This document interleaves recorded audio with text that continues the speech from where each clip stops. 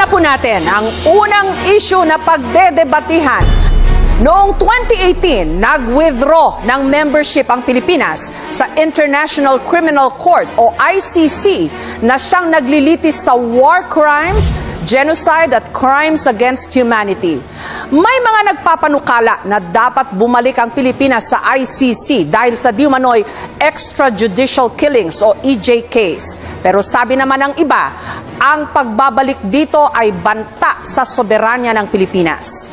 Ang tanong ng bayan, panahon na ba para muling bumalik ang Pilipinas sa International Criminal Court o hindi? Mga kandidato, itaas nyo na po ang inyong mga boto. Yes or no?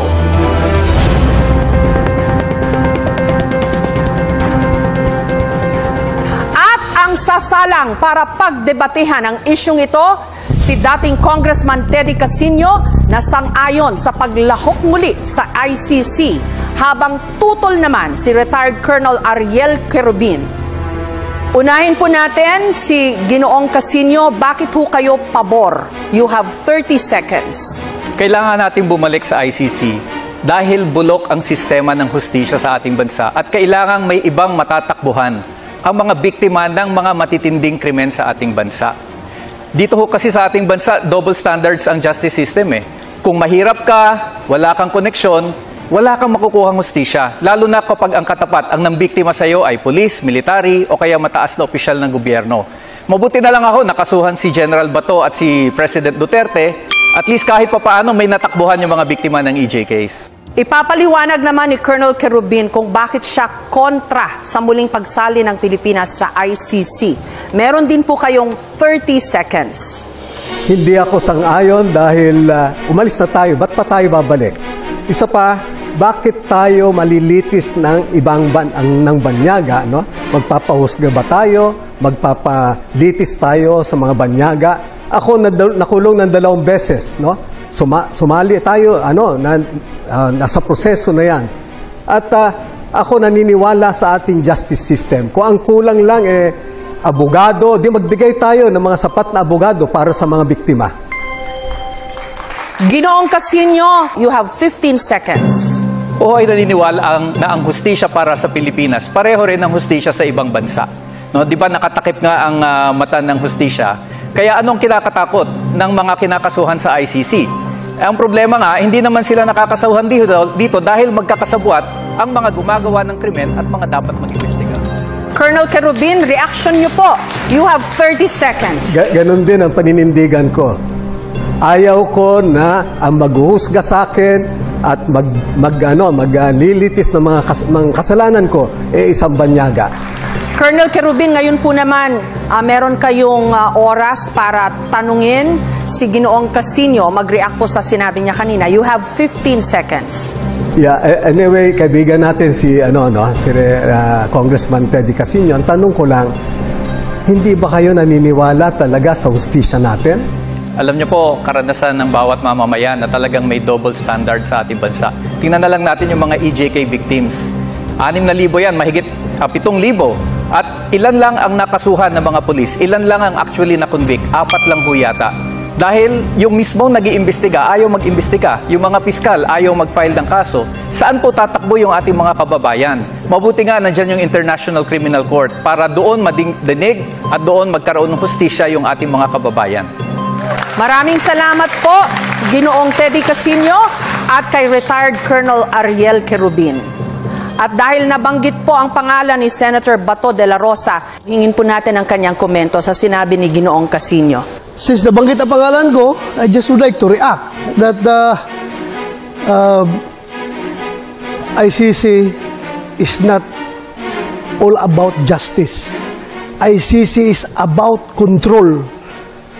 They are not after justice, they are about controlling all the member nations of the ICC. Bakit? Nakita ko ito sa kaso natin sa Pilipinas, kung saan kahit na maganda yung pinalabas ng ating abogado sa Pilipinas na sagot. Okay. Sorry po. It's all the time we have. Sa Kamara may panukalang nagsusulong sa mandatory random drug testing sa lahat ng elected at appointed government officials. Pero inalmahan ito ng ilang mambabatas dahil labag daw ito sa konstitusyon, lalo't hindi ito kasama sa qualification sa mga tumatakbong kandidato. Ang tanong ng bayan, sinusuportahan mo ba o hindi ang panukalang dapat dumaan sa mandatory random drug testing ang mga elected at appointed official ng gobyerno? Mga kandidato, bumoto na ho kayo, yes or no?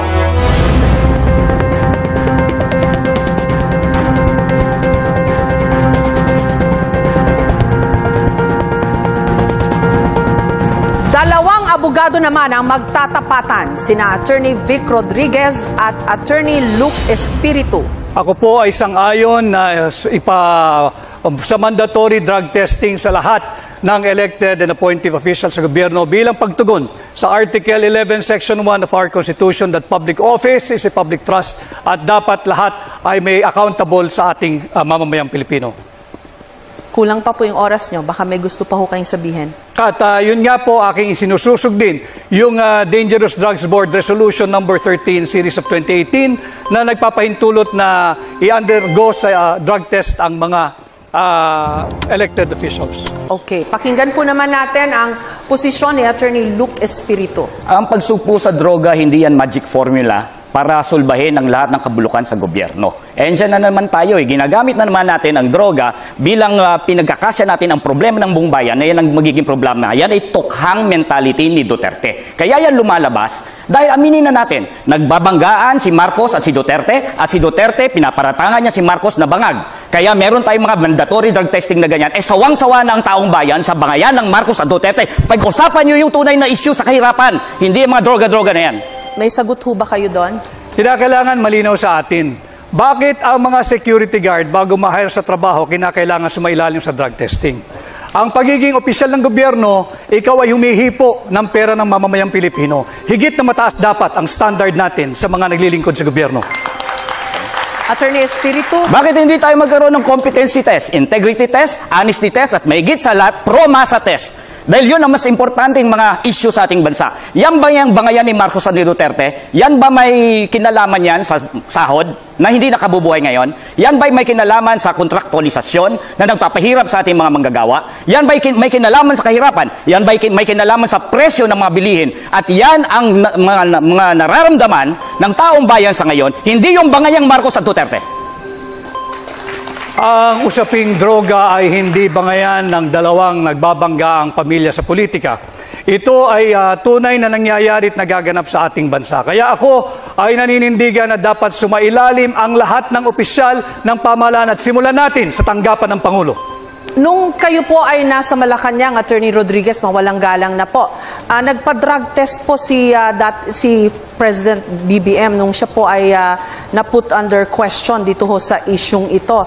And there were people questioning the veracity nung kanyang drug test results. Ano I agree, Ma'am Jessica, no? Subalit, kaunting pagtatama lamang. Yung drug test na ipinakita, that was during the campaign period. Sometime November of 2021. Noon namin ipinakita yung negative drug test. Subalit nagpapatuloy yung issue ng paggamit ng droga ng mga matataas na opisyal ng ating pamahalaan. Para matapos na ang istoryang ito sapagkat ito'y interes ng lahat ng Pilipino. Sumailalim na sa isang open, fair, transparent, and credible hair follicle drug test ang lahat. Yung bang drug test po ni President BBM noon, hindi po hair follicle test yon? Hindi ito hair follicle test. Okay, now you want him to undergo that test. Para matapos na yung usapin kung sino ba talaga ang gumagamit ng droga. Kinakailangan pagbigyan natin, again, ulitin ko, public office is a public trust. Malinaw yan sa ating saligang batas, Article 11, Section 1. At karapatan ng bawat Pilipino, lalo na ng mga kabataan, malaman kung tayo ba'y pinamumunuan ng isang taong may tamang pag-iisip. Gusto niyo po mag-react doon, Attorney Espiritu? Si Attorney Vic ang proof kung bakit ang droga ay may kinalaman sa bangayan Marcos at Duterte. Nung panahon na siya ay pro-Marcos, Siya ay drug test ang kanyang pinapanlandakan o negative si Marcos. Ngayon na siya ay pro-Duterte, gusto niya ngayon i-testing si Marcos ng hair follicle test. At gusto niya ngayon nag-drug testing. Maraming salamat po kay Attorney Rodriguez and kay Attorney Espiritu. In a senatorial debate, Attorney Vic Rodriguez again called on you to push the principle that public office is a public trust. Okay. Say to this, Mr. President. No. No. Why should I do that? That's, what is saying public trust, public office, public has nothing to do with the follicle test, please. There's no, wala namang connection ng sinasabi na. He's always had that weakness every time when he was still working for me. If he believed in what he was saying, why did he work for me? Sunod na issue na ho tayo, may panukala na sa Kamara ilimita lang ang confidential and intelligence funds sa mga ahensyang may kinalaman sa national security. Pero sabi naman ng iba, kailangan din ito ng civilian agencies para tumulong sa pangangalaga ng seguridad ng ating bansa. Ang tanong ng bayan, dapat bang tanggalan ng confidential and intelligence funds ang mga ahensyang wala namang kinalaman sa surveillance at intelligence gathering? Mga kandidato, itaas nyo na po ang inyong mga boto. Yes or no?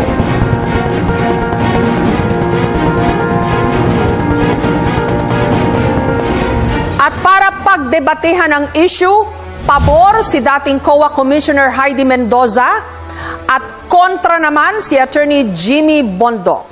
Alamin natin kung bakit pabor si dating COA Commissioner Heidi Mendoza. You have 30 seconds po. Mga minamahal kong kababayan, napakinggan natin at napanood ang talakayan sa Kongreso kung paano ginamit ang intelligence funds. Rumampa si Mary Grace at 125 million inubos sa 11 araw. Sa gitna ng kahirapan, tumataas na gasolina, nagugutom at hindi nakakapasok ang mga dapat nasa eskwela. Bakit natin bibigyan ng confi funds ang mga ahensyang walang direct na mandato sa national security? Attorney Bondoc, you have 30 seconds naman po to explain your position or your vote. Ang sagot ko po dito ay hindi agad-agad. Nagkakaisa po tayo na talagang dapat labanan ng korupsyon. Ngunit ako po ay naniniwala na ang lahat ng government agencies ay may kinalaman sa national security. Ang national security po ay hindi lang terorismo, komunismo, kundi kuminsan internal threats sa ahensya at sa mga empleyado nito. At ang COA po ay naglabas ng magandang circular 2015-01 na meron namang guidelines upang gastusin ang pondo na ito. Kaya hindi agad-agad. Reaction niyo po, Commissioner Mendoza, may circular daw ho. Salamat, Atty. Bondoc, at nabanggit ang circular na ating pinagtulong-tulungan, pinaghirapang gawin, 2015-1. Malinaw po doon at sinasabi, hindi lahat entitled sa confidential funds, di ba? Ay kung ikaw ay Department of Education, ayun ba naman nagawa na ng ibang sekretary na walang confi? Eh bakit ngayon meron?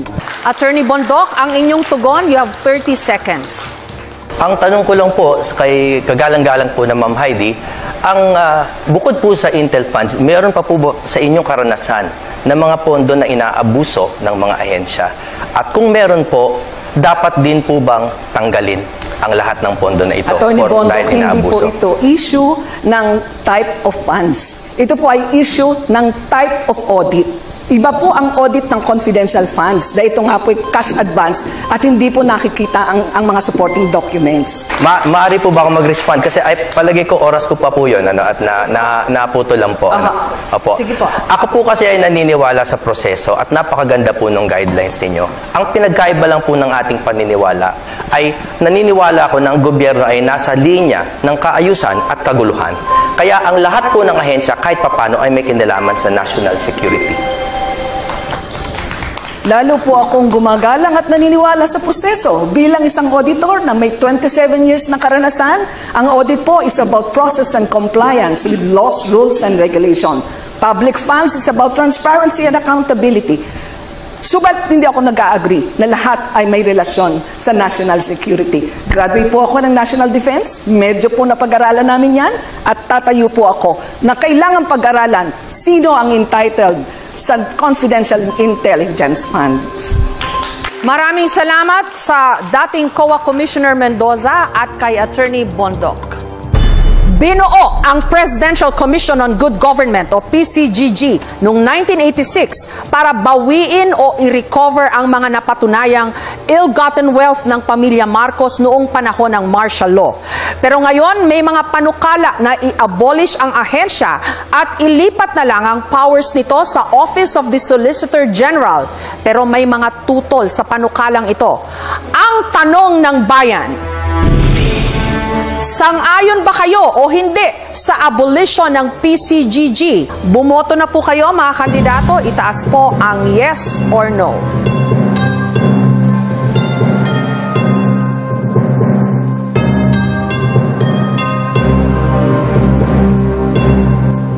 Ang magdedebate po tungkol sa issue kung dapat na bang i-abolish ang PCGG, si Attorney Ernesto Arellano na pabor sa pag-abolish ng PCGG at si Calyodi de Guzman na kontra.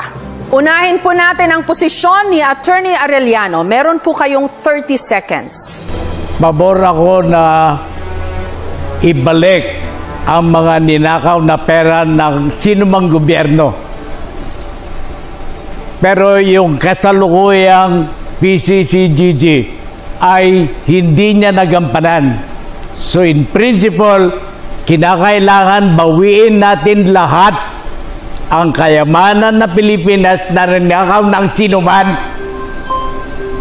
Pero kailangan natin effective yung committee na yan. Ginoong de Guzman? Hindi ako sang-ayon dahil may magandang performance yung mga nasa PCGG. Katunayan, sa nakalipas na mahabang panahon, halos nakabawi ng mahigit 164 billion pesos. Doon sa first 5-6 years niya, I think, nasa 64 billion ang kanyang nabawi. Hindi maliit na halaga yan. Kaya dapat i-maintain siya para higit pang mahabol ang mga iba pang mga nagnakaw sa kababayan ng mamayan dahil ang mga... Akala ko magkakampi tayo na bawiin lahat. Ano ang nangyari ng coconut levy? Ibinalik ba sa mga magsasaka? Hindi. Kaya yung principle na bawiin lahat ay dapat isang... Calyodi, meron po kayong 30 seconds naman. Kaya nga dapat hindi buwagin. Kaya kailangan dapat ituloy-tuloy yan dahil marami pang dapat bawiin. Marami pang mga dapat habulin. Si Lucio Tan, halos wala pang ni isang sentimo, hindi pa nababawian. Kaya dapat ipagpatuloy at i-strengthen para tiyakin na makabawi ang ating pamahalaan ng sapat na pondo sa mga ninakaw. Lalo na ngayon, usong-uso ngayon ang pagnanakaw. Kaya kinakailangan natin pagtibayan pa ang PCGG para habulin ang lahat ng magnanakaw sa bansa. Calyodi, you have 15 seconds. May kailangan pang habulin sa Coco Levy at yun nga yung dahilan. Pero bakit ba ayaw mo talaga magpatuloy ang PCGG? Sino nga habol niyan? Lalo na ngayon, sa kalagayan ngayon, mga goody-goody silang lahat. Kaya dapat natin ibalik. Bakit ayaw mo? Paano mo ngayon babawin yung mga ninakaw na Coco Levy Fund na dapat may bigay sa mga magsasaka? Ninakaw din ng mga magnanakaw sa PCGG. So kaya, lumikha tayo ng iba paraan. Maraming salamat kay Calyodi de Guzman at kay Attorney Ernesto Arellano. Sunod po na issue na tayo.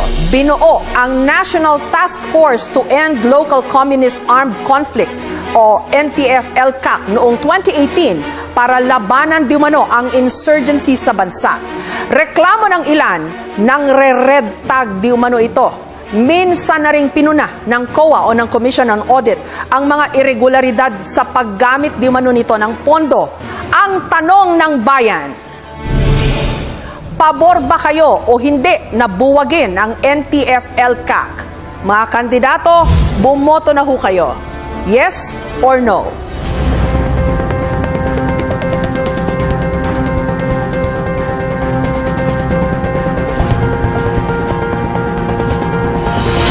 Pares nasasalang si Danilo Ramos na pabor sa panukala. Kontra naman si Representative Eric Martinez. Unahin po natin kung bakit pabor si Ginoong Ramos. You have 30 seconds po. dapat buwagin ng NTF-ELCAC dahil number 1, human rights violator. Pangalawa, ang mamamayang ipinaglalaban ang kanilang karapatan at kabutihan ay tinatagoreang terorista. Katulad po ng inyong lingkod, 2 nakabonet, pinuntahan sa aming lugar, hinahanap ako dahil ako raw ay terorista. Kaya po dapat buwagin na, ang kinakailangan po ay igalang ang karapatang tao ng mamamayan. At ngayon naman, si Representative Martinez, ano po ang inyong posisyon? Malinaw ang mandato ng NTF-ELCAC. It's buwagin ang mga armed conflict. Malinaw ang report. 88 out of 89 armed groups ang na-dismantle ng NTF-ELCAC since 2018. 4,800 plus na barangay na dating balwarte ng mga armed conflict groups na ito ang na-neutralize at wala na sa impluensya nila. We seek peace sa kanayunan. Kapayapaan, hindi armed conflict. Ang accomplishment ng NTF-ELCAC ay Photoshop. Fake surrendery. Hindi po nalulutas ang problema sa kanayunan, sa halip tumitindi ang ligalig dahil sa militarisasyon sa kanayunan. I am one with you na igalang ang karapatan ng tao. Inasmuch yung red tagging should not be done indiscriminately. Ngunit mahalaga pa rin ang gampanin natin tungo sa kapayapaan. Armed conflict has no place in a society like our country. Bayaan natin gawin ang whole of government approach ng NTF-ELCAC and let the AFP do the talking para makorek yung problema ng red. Meron pa ho kayong chance, Representative Martinez, na magtanong o mag-react kay Ginoong Ramos. You have 15 seconds. Sa tagal po ng negosasyon, peace talks, 50 years on and off, nag-peace talks, ceasefire. Ano po ang solusyon natin dito sa mga armed conflicts na to na nangyayari, lalo sa kanayunan? Dapat lutasin ang ugat ng armadong labanan. Solusyonan ng kahirapan sa ating bayan, hindi militarisasyon. At pinakita po yan sa mahabang panahon. Ilang dekada na, mahigit 5, pero nananatili po. Dapat yung root cause ng armadong labanan. Kaya po mahalaga ituloy ang peace talks between GRP at NDFP. Maraming salamat po kay Representative Eric Martinez at Ginoong Danilo Ramos. Sunod na issue, ayon sa Quadcom ng Kamara, may sapat na basihan para kasuhan si dating Pangulong Duterte dahil sa di manoy crimes against humanity sa kanyang drug war. Pero sabi ng kanyang mga kaalyado, politically motivated ang rekomendasyon ng Quadcom. Ang tanong ng bayan, dapat bang sampahan ng kaso si dating Pangulong Duterte o hindi? Para sa lahat ng mga kandidato, itaas na po ninyo ang inyong mga boto, yes or no.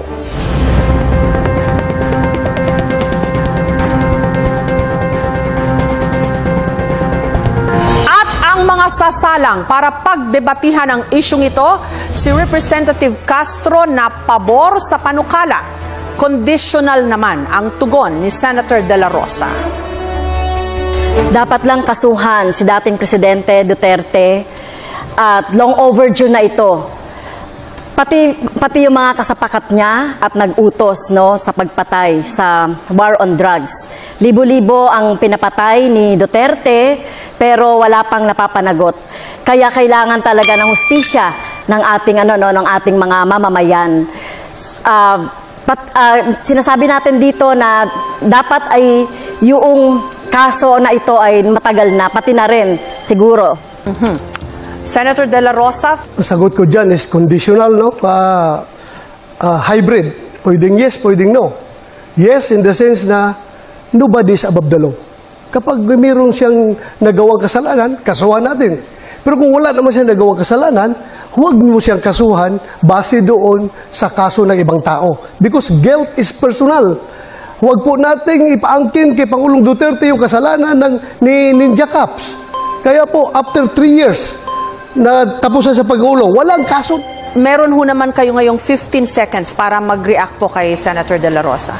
So, mismong siya, si President Duterte, ay umamin na pumatay siya ng tao. Kaya kailangan siyang kasuhan. At ito, sino ba yung nagdisenyo ng mga policy na ito? Siya rin at nag-cause ng pagpatay. Maging si Senator Senator Bato ay dapat kasuhan. Ma'am, gigil na gigil kang kasuhan si Pangulong Duterte at ako ng mga kaso na hindi mo kami maliling. Kumusta na po yung conviction mo sa kasong child trafficking? Ano na po nangyari? Bakit andyan ka pa? Hindi ka pa nakulong? Yun nga, ang tanong ko, pakisagot lang. Kasi ang ordinaryong tao nagtatanong, porque congresswoman ka, hindi ka nakulong. Sila pag yung mga ordinaryong tao, kulong ka agad. Kung ito po ay nasa Kongreso, ay out of order ko po dahil wala siya sa tanong. No? At ang ginawa po natin na pagre-rescue, tama lang po yung ginawa ko na pagre-rescue sa mga teachers, sa mga bata na biktima ng mga harassment, intimidation at threat doon sa sinasabi ni Senator Bato na kaso. So kung sino mang mga teachers gagawin yon, no, yung ipagtanggol at sagipin yung ating mga teachers at mga estudyante. So tingin ko po ay walang mali doon sa ginawa po natin doon sa kaso. Now, Senator De La Rosa, may pagkakataon ho kayo na magtanong o mag-react pa rin sa posisyon po ni Representative Castro. 15 seconds po. Ano pong rescue na pinagsasabi niya? Na yung mga parents ng mga bata mismo ay galit na galit sa kanya. Bakit ginamit niya yung mga kabataan para sa kanilang kapakanan? Walang rescue nangyari doon. In fact, konbiktado nga siya sa kaso eh. There was no rescue. Well, yung sinasabi naman po ng mga magulang na galit sa akin, ay ito ay gawa-gawa lang ito. Ito mga magulang na ito. So kung titignan natin yung mga magulang ng mga bata na talagang involved doon sa pag-aaral ng mga bata doon sa Lumad School, ay talagang nanghihinayang sila doon sa pagsasara ng mga eskwelahan ng mga lumad dahil alam naman natin kulang talaga no sa serbisyong pang-edukasyon ang mga lumad. So talagang sila ay hinayang na hinayang at sinisisi ang gobyernong Duterte.